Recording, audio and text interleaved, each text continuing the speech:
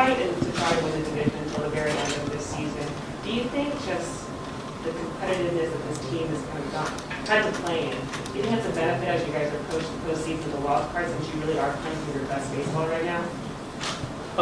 Yeah, I think it definitely helps.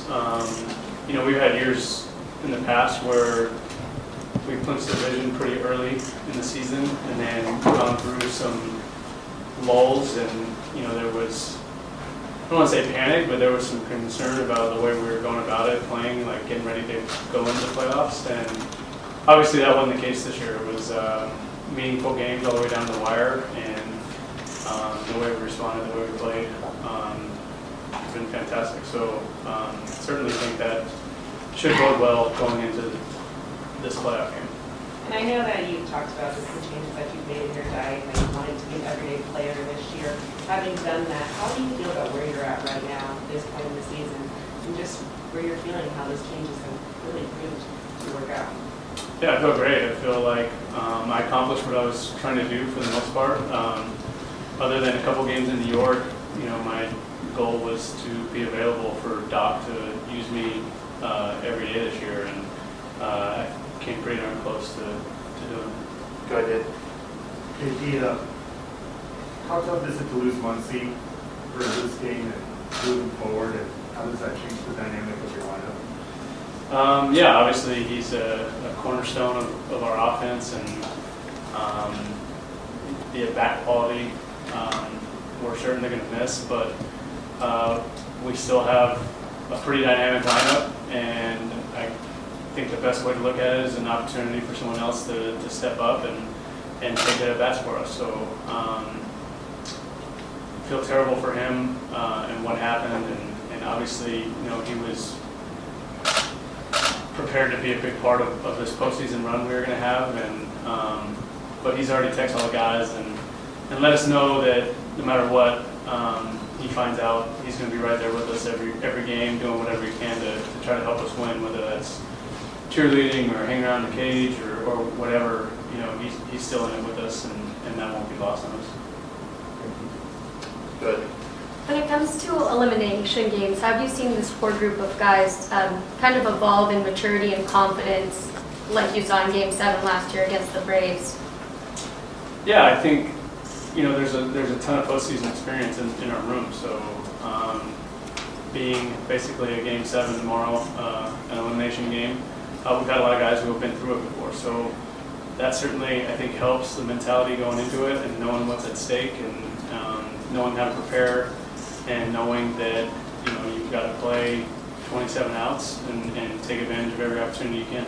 And I know you had some success in Game 4 of 2019 against Max, but what do you remember about facing Scherzer in the playoffs? Facing Scherzer anytime. It doesn't matter if it's the playoffs or a regular season game.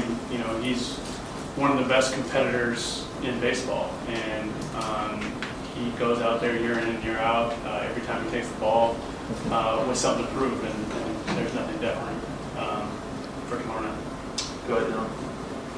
Justin, on that note, when you look at Kershaw and Scherzer, what, in terms of the way they go about things, maybe their mentality, what do you see in common, and maybe what do you see a little bit different?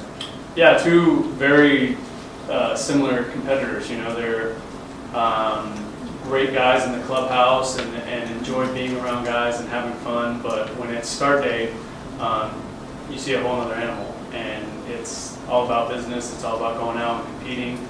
And Scherzer's the same way, Kershaw's the same way, and that's kind of how I think how they're so successful. They just know how to lock it in and go out and compete. And once they do their job and their job's over, then they go back to being that fun, exciting goofball teammate that they are for the other 4 days. So very very similar between the two of them. Does Scherzer give off that same kind of stay away from me vibe on start day? Absolutely. I think everyone saw him tell Doc not to touch him on his first start as a Dodger, so we learned fast over it. Just what have your conversations been like with Clayton in the recent days, and how have you digested just knowing that he's probably not going to be with you guys for however long this goes? Yeah, obviously that's not the way any of us wanted to see him, walk off the mound at Dodger Stadium, knowing, you know, what's in the future, and knowing, you know, very well possibly could have been the last time, hopefully not. But, you know, Kershaw's here, Kershaw's in good spirits, and same as Muncy, you know, he's going to be here with us for the whole ride and doing whatever he can to help us out and cheer us on and try to help us accomplish winning the championship. Obviously, they saw Max in St. Louis 2 weeks ago. You guys saw Wainwright a few weeks ago as well. Just how valuable is that, seeing that iteration of Wainwright so recently?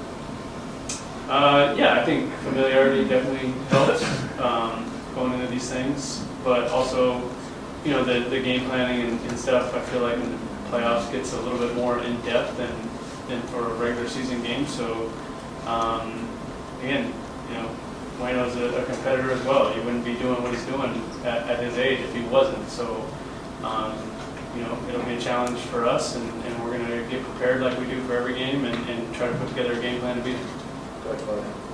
Justin, how important was for the offense to pick up at the right time? Yeah, like I said, it's good to be playing good going into the playoffs and having a good feeling and you know, the offense kind of clicking on all cylinders. Our pitching staff's been great all year. Our starters have been great. The bullpen's, you know, basically carried us all season long. So for the offense over the last, I don't know, 2-3 weeks to really kind of start finding its stride, it's certainly more promising than if we were scuffling going into this. So. Oh yeah. Hey Justin, I know you sort of talked about like how Corey was locked in last year in October, and sort of like how he's looked similar to that this last week or so. Like when he's locked in, like sort of what stands out to you like his at bats? He's just it's incredible. It's incredible to watch. I mean, I think what separates him from last year in the postseason, what he's doing now to the Corey in the past is, you know, he's staying in the strike zone and he's taking walks. And we saw that in the postseason as well. You know, he took his walks when they didn't throw it over the plate, but when they did, he made you pay.